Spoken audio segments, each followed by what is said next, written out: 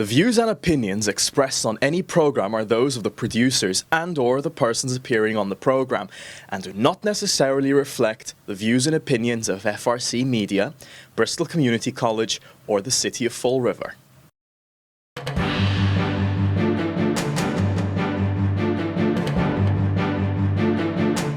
Good afternoon, Keith Tebow from FRC Media. We are getting closer to the preliminary election in Fall River, which is going to be held on September 19th. And we're speaking to as many candidates as possible, candidates you'll see listed on that ballot on that day. Today we're focusing on the race for mayor. We've got someone many of you know. He is a former district attorney in Fall River and also former mayor of Fall River, looking to get back into that seat. Sam Sutter. Sam, thank you for joining me. I appreciate it. Keith, thank you very much. Thanks I'm really looking forward to this, and I think I'm ready for any question you have. All right. So, I mean, you were a district attorney for a number of years. 8. You were re-elected in 2014. Correct. And then the recall election for former Mayor Flanagan came up later that year. You decided to throw your hat into the ring. You were successful. The former mayor was recalled. You won the second part of the election. You were in for only a year before you lost to Mayor Jazel Correa. I guess first question, why do you want to be mayor again? Why come back? For about 3 huge reasons. So the first, from a personal standpoint, is that I loved the job. So I've had many jobs over the course of my life, from dishwasher, bus driver, substitute school teacher, landscaper, tennis teacher, obviously lawyer, district attorney, mayor. So that was my favorite job by a wide margin.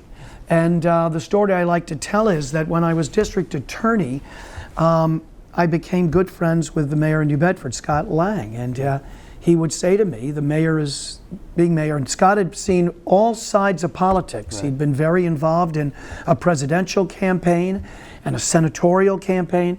And he said the mayor's job is the best job in politics. And I listened. I didn't know whether I agreed or not, but when I was mayor, I saw that it is the best job in politics, in my humble opinion, and that is because you have the opportunity to help people every single day. You pass a bill at the legislature or you pass a bill in Congress, and you're not seeing the effects of it immediately, but you do something in a neighborhood, or you do something by bringing a new business in, or you do something to cut crime, you are seeing the effects of that right away, and people's lives get better, and that's an incredibly gratifying feeling. So that's reason number one. I loved the job. Reason number two is that I felt like I was just getting started. I sort of felt like I was cut off at the pass. You know, I accomplished a lot in 1 year. We brought Amazon, we finalized that, Market Basket, the development of the mall, 5 important local businesses expanded, Blount Seafood, Matook, Millstone Medical, New England Ropes. We were cutting crime. I think we were on the road to improving schools. Everything was getting better except for one big thing, and that was the fiscal situation of the city. I felt as if I had to put in a new fee in order to keep 25. And that was the trash fee back. That was the $10 a month trash fee, and what I didn't realize at the time, because even though I'd been living in the city for a long time at that point in time, but I didn't realize the extent to which people were fed up with new fees. And it wasn't until I lost and had to go back to practicing law, and I tell the story, and it has the distinct advantage, as JFK, John Fitzgerald Kennedy, used to say, it has a distinct advantage of being true. And I would go into the courthouse, and very often I would be on the 4th floor in courtroom 2, getting ready for a trial. That's where they do the jury trials and the bench trials. And I'd be looking north, and I would look right into the 6th floor, and I'd be thinking about what went wrong. And I realized that Bob Correa put in a new fee. He put in the rainwater tax, and he put that in 2008, and he lost in 2009. And Will Flanagan put in a new fee, and it was a fee in the sense that you now had to pay for trash bags. The purple bags. That That was Will's program. That was Will's way of dealing with a couple of issues, his deficit and reducing the trash tonnage. And he was recalled. And then I put in what I called a trash fee, $10 a month. And I lost after 1 year. So it's pretty obvious, right, that a majority of the people in Fall River have had it up to their ears with new fees. So I will, and I said this to you when I announced back at the beginning of the year, I will never make that mistake again if I'm fortunate enough to get reelected. My job will not be to put in new fees. My job will be to reduce the tax burden of hardworking people in Fall River. So you're saying right now that you would not institute a new fee at all? I mean, a lot of things can happen. We all know that emergencies could come up and things could happen. Not on my watch. Okay. So I'll find other ways. Right. There will be no new fees and there will be no purple bags. Period. As my wife likes to say, period, the end, exclamation point. So no, that's out. So that's reason. So I love the job. 1, 2, I felt like I was just getting started and doing some very good things. Let's face it, what I just described with economic development, cutting crime, improving schools.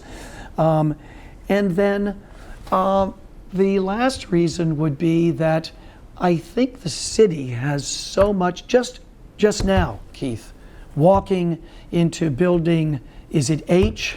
We're in H building. Okay, walking across really what's like a small college campus. It's that beautiful.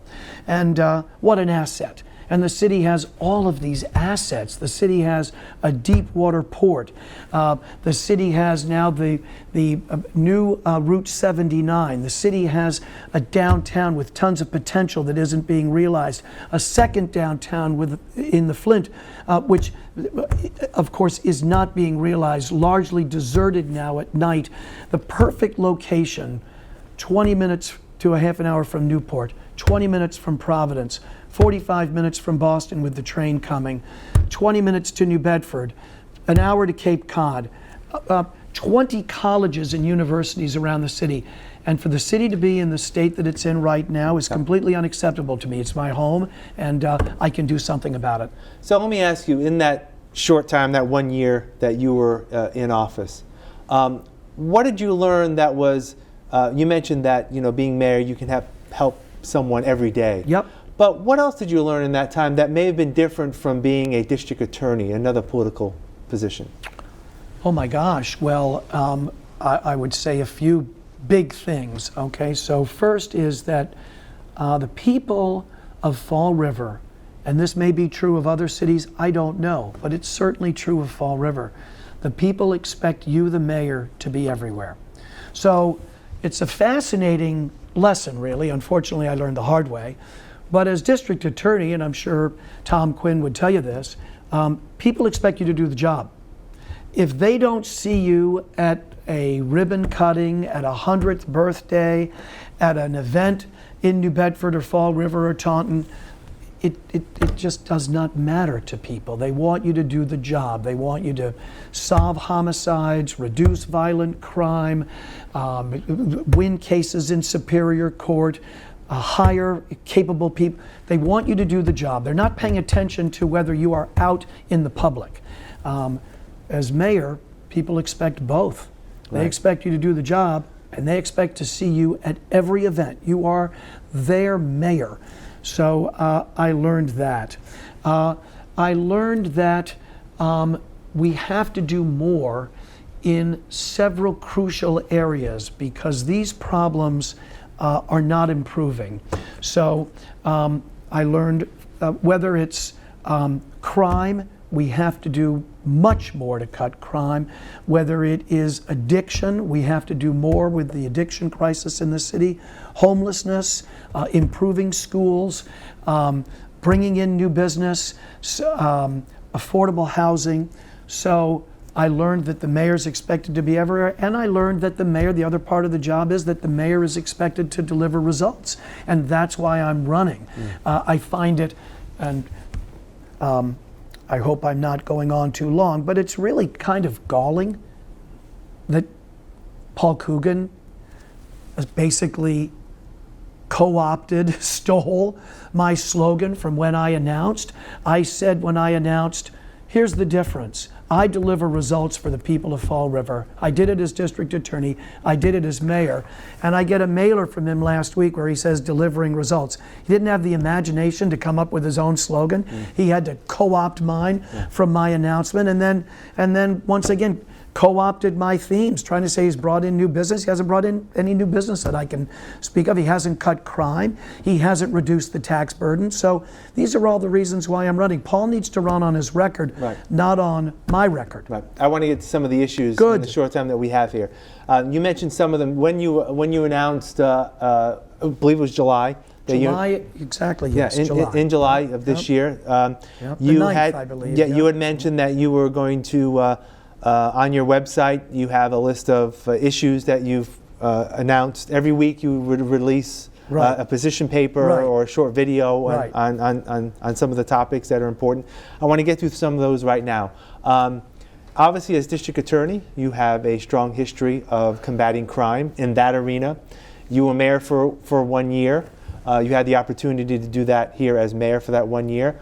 What do you think you can do different from what Mayor Kruger is doing in terms of public safety? Well, I can do many things. Let's start with gun violence, because gun violence, if we are able to get the statistics from the police department, and I'm certainly assuming that the runoff election is between myself and Paul Coogan. I know there's a third candidate, but assuming that it is between the two of us in the runoff, I'm going to do a Freedom of Information request for the shootings in Fall River that have taken place while Paul Coogan has been mayor. And I think what you're going to see is a staggering rise.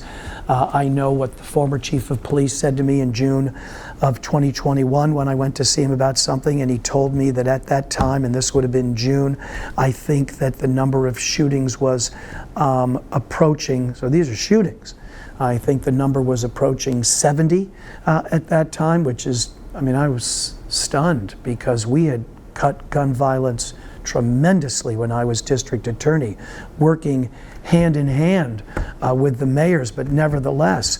And the fact is that this present mayor doesn't appear to have any idea. He never says, when the 14-year-old was shot in the face 2 weeks ago, did he say, this is what we're going to do differently? He did not, because he doesn't have a plan. So this is what we're going to do differently, Keith, on the issue of gun violence. First of all, we're going to bring back the gunshot detection system. They have it in New Bedford. They have it all over the country, and it works. It's called ShotSpotter, and it allows the police to respond to the site of the shooting within 60 seconds, 120 seconds, but right away. And you're going to solve shootings much more that way because the police are going to be on the scene immediately. The second thing we're going to do is we're going to have to start treating shootings like homicides. We're going to have to start bringing in witnesses to the grand jury, putting them under oath, and asking them what they saw. And if they refuse to testify about what they saw, well, you know what the next step is. They get immunity. And if they get immunity and they still refuse to testify about what they saw, then they're prosecuted for contempt. So that's a simple formula that works. Third, we're going to add police officers because right now we're understaffed. And the mayor is not taking advantage of the opportunity to use the cadet program, and he's also not taking advantage of opportunities that do exist to add officers. So we are, at the present time, at least 50 police officers. We have, I would say, approximately, I'm not looking at the hard data, we might be at around 175 to 185. New Bedford has 40 to 50 more police officers and they have only 5,000 more people. So that's unacceptable. ShotSpotter for the gun violence, treating shootings like homicides with respect to investigations and witnesses, and adding police officers.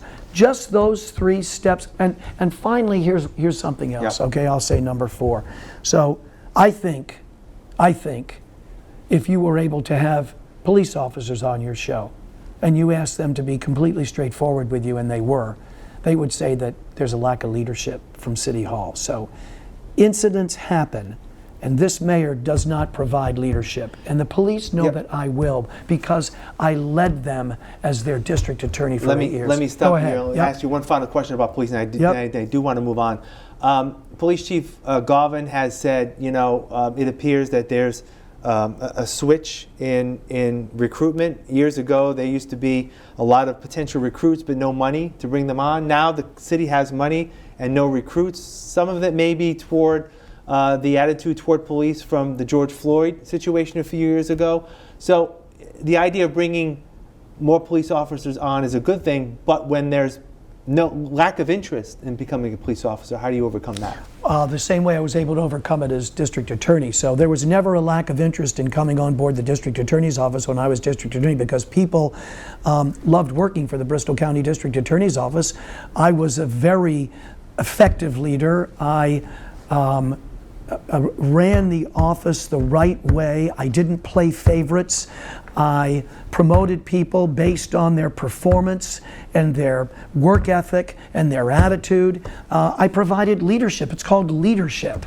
Paul doesn't provide leadership, and I do. He never really had to lead when he worked for the school department. I had to lead as district attorney. I had to lead as mayor. I even had to lead in rebuilding my law practice. So I am confident. It's an exciting job to be a police officer in Fall River. Okay, it's not like being a police officer, God bless Dighton, but it's a completely different kind of place. Right. So I'm confident we're going to be able to attract good talent. I was able to do that as district attorney. You mentioned the cost of housing, how it's really skyrocketed, not only in Fall River, across the country. Inflation has really impacted the cost of living for many people. Fall River may see it a little more than other communities because of our blue-collar nature and those not making a living compared to some of the suburbs in our region. What can a mayor do in terms of housing and making the city more affordable? And when it comes to rents, you've got developers who come in, buy houses, they're looking to make a return on their investments. How do you balance their needs in terms of, I have a property, I'm trying to make a return on my investment, while also helping the citizens afford those rents? So I'm going to tell you a story, and then I'm going to give you some data. So the story is that there was an event. Just wanted to see how much time we have. No, we're good. Okay, so there was an event that I went to over the weekend at the Liberal Club, Holy Ghost Feast, end of summer celebration. And I parked the car, and on the way in, I saw somebody who knew me. And I'm only going to give you her first name. Her name is Stacy. And I had met her in the course of an investigation on a case. And I asked her how she was doing, and she said she wasn't doing very well at all. And she told me that her son had been hit by a car and that he was in critical condition at Rhode Island Hospital. And then she told me that she was homeless. And I said, last time I saw you, you were working. You're working at a pizza place. And she said, I have a job. I work at Barrett's Ale House, and I'm homeless. And that just didn't add up. You've got a job, and you can't afford housing. And so what I say to you as far as a statistic is concerned, so that's the sad, poignant story to exemplify the larger truth. And the larger truth is that this mayor has not demonstrated any concern for affordable housing. In the interview he gave to the Interfaith Council last summer, he didn't seem to know the difference. He really didn't see, I'll play the tape. He didn't seem to know the difference between Section 8 housing and affordable housing. And of course there's a large difference. So the mayor of New Bedford, explain this to me, has committed at least 10, and I have information that suggests even more, as much as $27 million to the purpose of affordable housing over the next few years. He dedicated that amount of federal money, as we know, the $1 trillion American Recovery Act, $90 million to Fall River, $60 million spent, $30 million unspent. Mayor of New Bedford, initial outlay of $10 million, and I heard recently that he is now allotted even more. This mayor has not done that, and this mayor should have done that. And if I'm elected, if I'm fortunate enough to get elected in November, I will promise the people, I'll look in the camera right now, I will commit that amount of money to affordable housing. It needs to be done for the people of Fall River. It's not just about market rate housing. It's also about affordable housing. So your role, if elected as mayor, and you know this, you're the chair of the school committee. What was your relationship like back then with the school committee? And, you know, talking about a lot of money, the school department has received a lot of money over the past few years, thanks to the Student Opportunity Act and also just an increase in funding from the state. We all know that money alone can't solve the problems of local education. What would you do in that arena? Well, first of all, of the many parts of being mayor, Keith, jobs, economic development, neighborhoods, public safety. My favorite part of the job as mayor was the school department, the school committee, chairing the school committee, because think about it, right? American hope, American opportunity, American fairness, it all begins with schools. It all begins really with public schools. That's where those who are not starting at the same place as others are supposed to get closer to a fair shot. So I want to do everything that I can so those kids get a fair shot. I grew up in the public school system and I loved it, but Fall River has a lot of progress that needs to be made in our public schools. It's unacceptable where we are statewide. I have many ideas. We don't have enough time for me to get into them, but let me tell you a couple of things, a couple of problems that you know about and that are chronic right now. And one is teacher retention. When I went to the back to school jamboree at Kennedy Park a few weeks ago, I tried to connect with every principal that I could, and I asked them, what's the biggest problem that you're facing? And I heard some recurring themes, and one was teacher retention, and another was chronic absenteeism. Well, I found it fascinating that in the New York Times today or yesterday, there was a story about absenteeism throughout the country. So it's not just a Fall River problem, but it is something that we need. So we need to do a better job with teacher retention. We need to do a better job with absenteeism. I think we need to do a better job, and I'm not sure where the problem lies here, but we need to do a better job with anti-drug education. That's going to be a principal part of my approach, and that needs to begin in the middle schools. But I think we need to do a better job, and I'm not sure what's going awry with inspiring hope. I'm personally familiar because my daughter went to CUS for the better part of 2 years, and I'm personally familiar with kids kind of giving up hope in as early as the 6th grade, 7th grade, and there's no reason to. So whether it's going to take my going around, and that's going to be a part of the job that I absolutely love, going into the classrooms. I mean, I consider myself a leader. I think I've proven myself to be very good at inspiring hope to people. I can tell you many individuals that I've represented over the last 7 years that I've helped turn their lives around. So I want that to be the message of the Fall River school system, that it's never too late to start chasing your dream with energy and vigor and belief, self-belief. So. You mentioned the economic development initiatives you were involved with in the year you were mayor here in Fall River. I would think that whoever is elected in November, when they start in January of 2024, will have a lot to say about what potentially will happen on our waterfront when the Route 79 construction is complete, even though that'll be around 2026. At least the city, I know Mayor Coogan's starting to lay out plans, potentially what could happen there. There's still a lot of time before that land comes to the city. What are your thoughts about what should be done for that area, and what other economic development initiatives do you plan on bringing to the rest of the city if elected to another term? Keith, I think you have to, once again, we talked about inspiring hope. I think you have to inspire confidence, and I don't think Paul Coogan does. Just look at the downtown. So I would use the same formula that I used. So what can I do for economic development? Here's what I say. Look at Amazon. Still here, still providing jobs, still an economic engine. Look at the mall.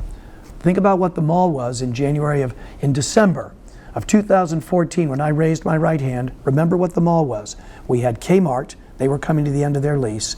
We had Payless Shoes, and we had a hair salon that was moving. Okay, Louis Gonzalez hair salon, that was it. I talked to the potential developers. I began a series of conversations with them. The key was the anchor tenant, Market Basket. And I made it my mission to convince Market Basket to come to Fall River. And once they did, then the mall developed. So I'd like people to think about what the downtown might look like if you had sort of an anchor establishment that was very successful, that would bring in other businesses.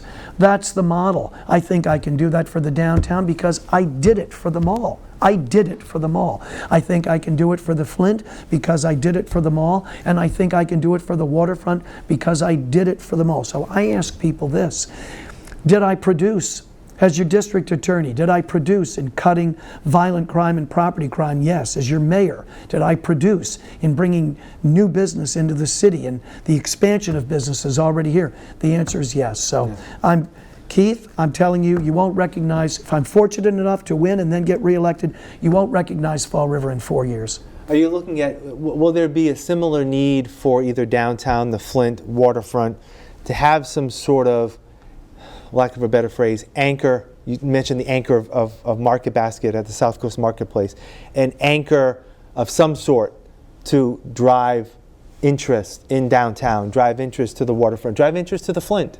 Let's dream for a second, all right? Let's take the downtown. Now, I'm not saying that this is viable. It's probably going to be too expensive. Mm-hmm. But let's dream and say that we did find a way to bring back the Capitol Theater, and that there were a series of events at the Capitol Theater, like there are at the Zeiterion, like there are at whatever it's called, Performing Arts Center in Providence, like there are in many gateway cities with these old movie theaters that have been restored. Let's say we could do it. I'm not saying it's viable, but let's dream and say that we could. What do you think would happen to the downtown? Suddenly, there would be restaurants, there would be clubs, there would be places like that. It would become a center. And so, would it work? Of course it would work. It's worked elsewhere. But there are other ways to make it happen. And I've proven that I can do it. A couple of other quick questions before we run out of time. How would you characterize, when you were mayor in 2015, your relationship with the city council, and how would you view that as a partner in government if elected again? That's a really good question. Whenever I see interviews on TV and someone says that's a great question, I think what people mean by that is I didn't expect that question. And so that's a really good question because I didn't expect it. And what I'll say is I need to do better at that. So I underestimated how difficult it is to have a really good relationship with the city council. I need to do better at that this time around. I would make this analogy in my mind. I somehow thought that I could take the same approach that I'd taken with the police chiefs. Like, the police chiefs don't always agree with the district attorney. There were certain things that I needed to get the police chiefs to do that they were kind of reluctant to do initially. But I would go around the county and I'd have lunch, or usually lunch, but I think maybe sometimes dinner with the chief, and we would talk, and eventually I would be able to persuade them. It's not like that with the city council. It's more difficult, it's more complicated. This person has a history in the city. I think I'll do much better at that this time, and I think I will have a good relationship with the city council, but I'm not gonna underestimate the degree of difficulty. It's a challenge. I think that we will respect each other. I mean, after all, the city council, members of the city council know that I didn't need to do this. I rebuilt a successful law practice with Ron Resmini. We're doing very well. This is obviously something that's coming from my heart. This is something I have a passion to do. I think they'll respect that, and I think we'll work together very well. Sam Sutter, I'm hopeful that we'll be able to talk again between now and November. Sounds good. And we'll further the discussion at that time. I appreciate your time and all the best in the preliminary election. Thank you very much. The half an hour flew. Thank you, I appreciate Keith. it. Thank you. And thank you for joining us here at FRC Media. I'm Keith Tewell. Please make a point to vote on Tuesday, September 19th.